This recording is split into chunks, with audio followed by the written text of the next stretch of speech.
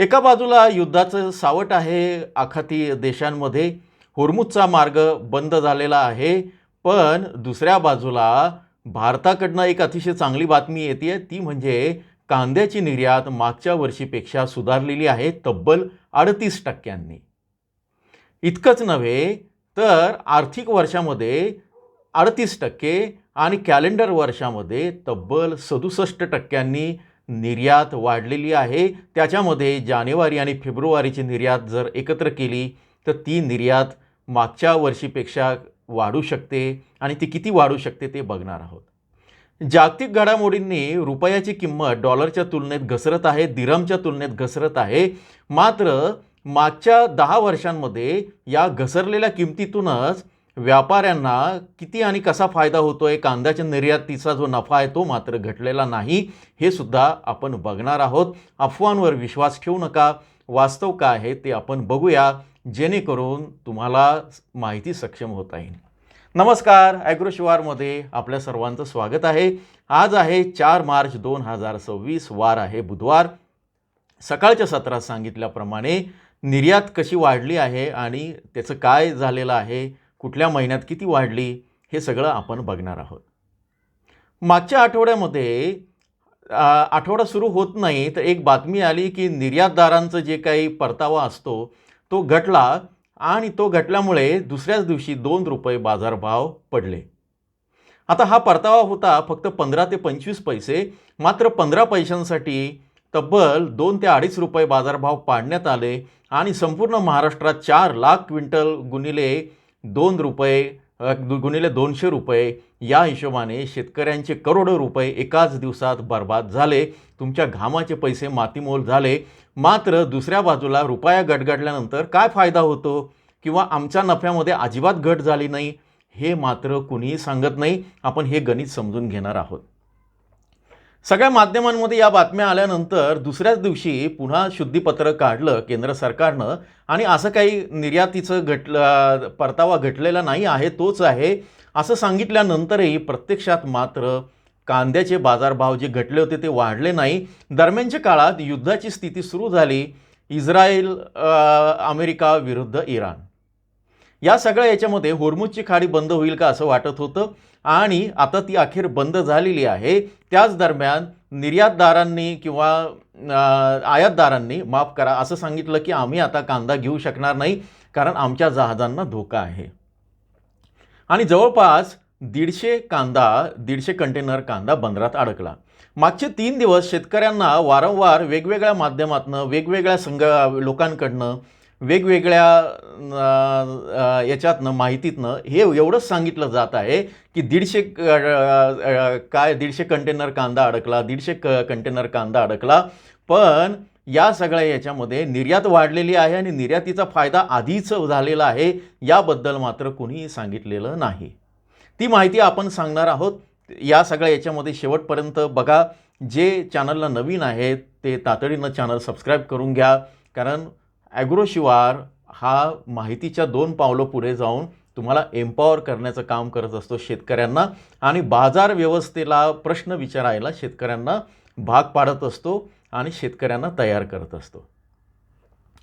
तर आता जी आकडेवारी जी आहे वाणिज्य मंत्रालयाकडनं किंवा निर्यातीच्या या सगळ्या माध्यमातनं ही सरकारी आकडेवारी आहे.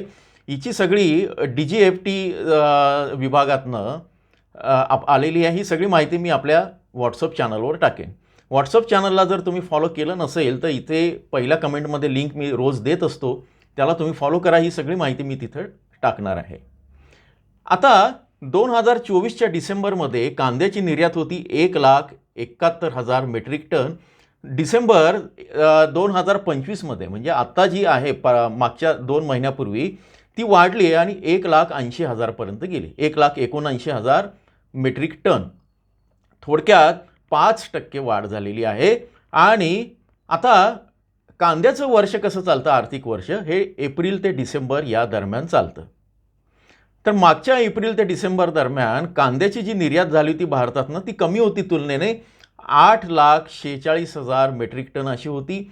या आर्थिक वर्षामध्ये कांद्याची निर्यात जी झालेली आहे ती 11,71,000 मेट्रिक टन.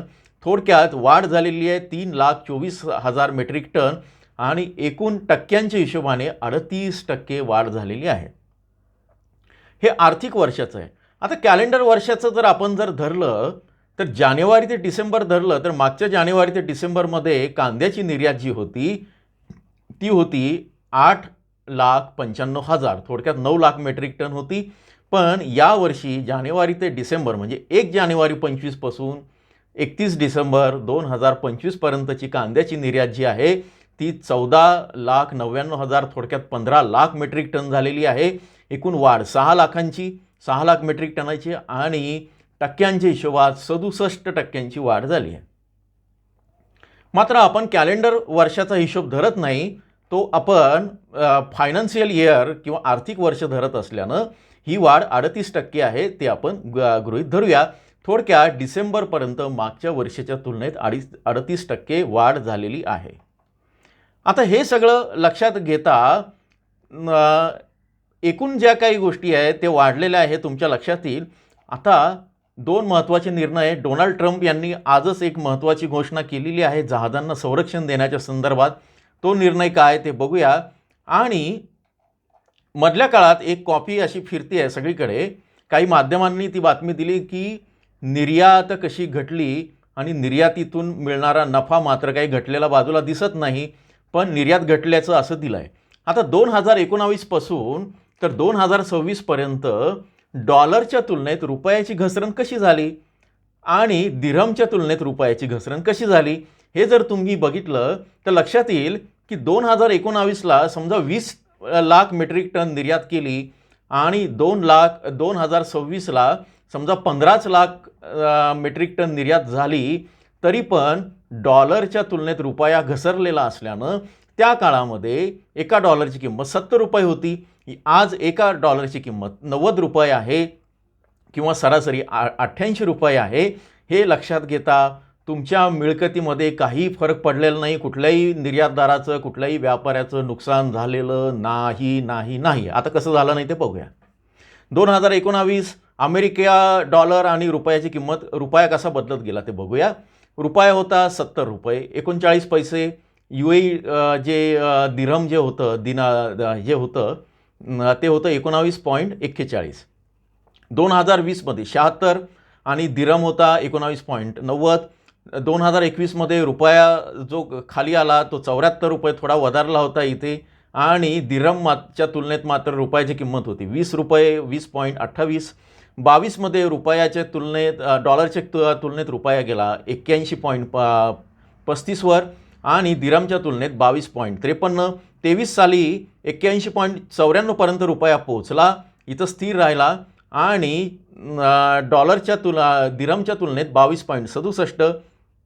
24 साली 84.83 आणि दिरहमच्या तुलनेत 22.78. 25 साली 88.72 आणि दिरहमच्या तुलनेत 23.68 आणि 26 साली आता 90 रुपयापर्यंत गेलेला आहे, 90 पार पडलेला आहे आणि दिरहमच्या तुलनेत आहे ते 25 रुपयापर्यंत पोहोचलेला आहे. ही अशी सगळी स्थिती लक्षात घेता त्यावेळेस समजा 1 क्विंटल कांदा आपण निर्यात केला तर त्यासाठी 70 रुपये मिळायचे. आज 1 क्विंटल कांदा निर्यात केला तर डॉलरच्या तुलनेत आपल्याला माफ करा 1 किलो कांदा निर्यात केला तर 70 रुपये मिळायचे. आज 1 किलो कांदा निर्यात केला तर 90 रुपये मिळतील. म्हणजे थोडक्यात कांद्याची निर्यात तेवढीच राहिली पण नफा किंवा किंमत मात्र प्राप्ती मात्र वाढलेली आहे. आणि असं असताना सुद्धा कोणीतरी बातम्या देतं की बघा एका बाजूला निर्यात घटलेली आहे पण दुसऱ्या बाजूला डॉलरच्या बाबतीत रुपयाची घसरण झालेली आहे, याच्याबद्दल कोणीच बोलत नाही. दिरहमच्या तुलनेत रुपयाची घसरण झालेली आहे याच्याबद्दल कोणीच बोलत नाही. अर्धवट माहिती सांगितली जाते. तर ही माहिती डिसेंबरपर्यंतच्या निर्यातीची होती. आता जानेवारी आणि फेब्रुवारीमध्ये सुद्धा जी कांद्याची निर्यात आहे ती सरासरी 1 लाख मेट्रिक टन जर धरली तर एकूण या आर्थिक वर्षात जी निर्यात आहे ती साधारण आतापर्यंत 14 ते 15 लाख मेट्रिक टन झाल्याचा अंदाज आहे. हा प्राथमिक अंदाज आहे, याची आकडेवारी आपल्याला लवकरच मिळेल तेव्हा मी सांगेनच. थोडक्यात मागच्या वर्षीच्या तुलनेत निर्यात वाढलेली आहे. त्यामुळे काल परवापर्यंत तुम्हाला असं सांगण्यात येत होतं की वेगवेगळ्या माध्यमातून निर्यात बंद आहे, निर्यातीचा प्रॉब्लेम आहे.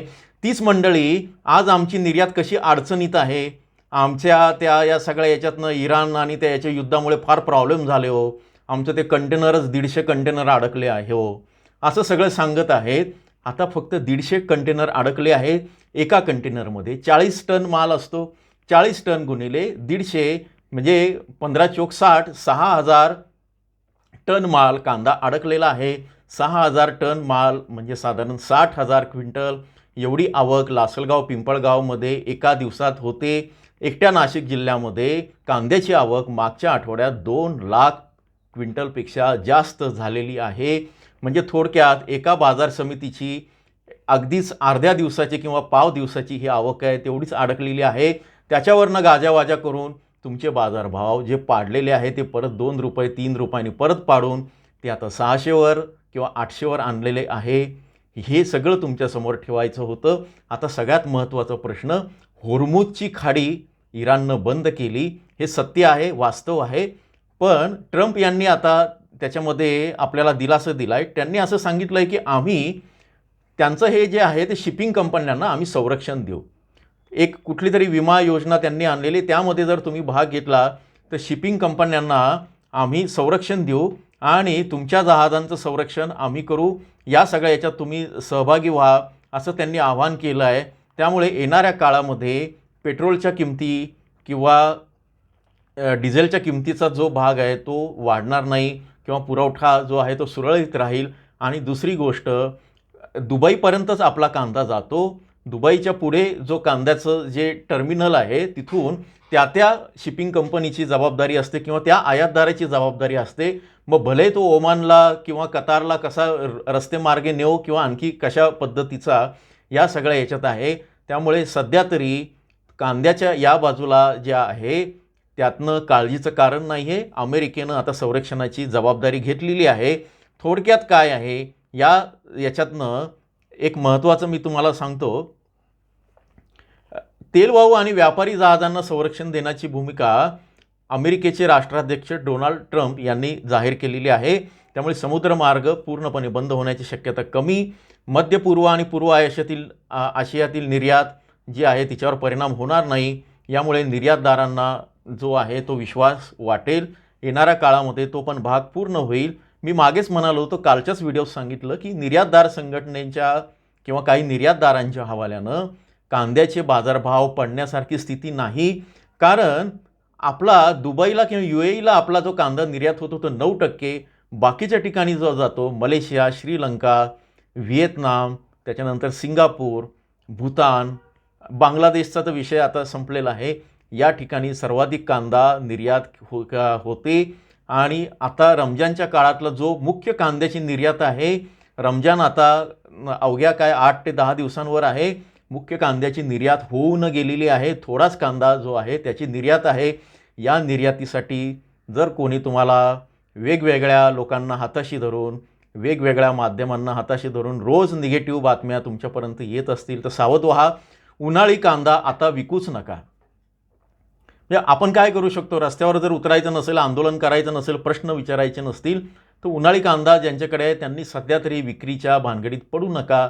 लाल कांद्याचा विषय जवळपास संपत चाललेला आहे. त्यामुळे त्याचे जे बाजारभाव आहे त्यासाठी नाईलाज आहे. आणि निर्यात जी आहे ती एप्रिलपासून परत चांगल्या पद्धतीने सुरू होईल. तसंही आपलं आर्थिक वर्ष हे एप्रिलपासून सुरू होतं आणि निर्यातीचं आर्थिक वर्षसुद्धा किंवा ज्याला चांगल्या क्वालिटीची निर्यात होते ते साधारण मार्च एंड किंवा एप्रिलपासून सुरू होते, जेव्हा उन्हाळी कांदा येईल तेव्हा. लाल कांदा संपत आल्यानं त्याची क्वालिटी पण आता जे शेल्फ लाईफ म्हणतो किंवा टिकवण क्षमता असते ती कमी होत चालली आहे. परिणामी त्याची निर्यात हळूहळू कमी होईल. पण आता जी मागणी आहे ती देशांतर्गत आहे. होळीच्या सुट्ट्या झालेल्या आहे, उद्यानंतर काय घडतं ते आपण बघूया. बाजार टिकून राहतील अशी अपेक्षा आहे. जर काही अडचण होत असेल, काही असेल तर प्रश्न विचारा त्या बाजार व्यवस्थेला आणि हे सगळं त्यांना सांगा की अशी सगळी शक्यता असताना 15 ते 20 पैशांसाठी आमचे 5 ते 10 रुपयांनी भाव कसे काय पाडतात. जोडून राहा. आजच्या पुरतं इतकंच. धन्यवाद.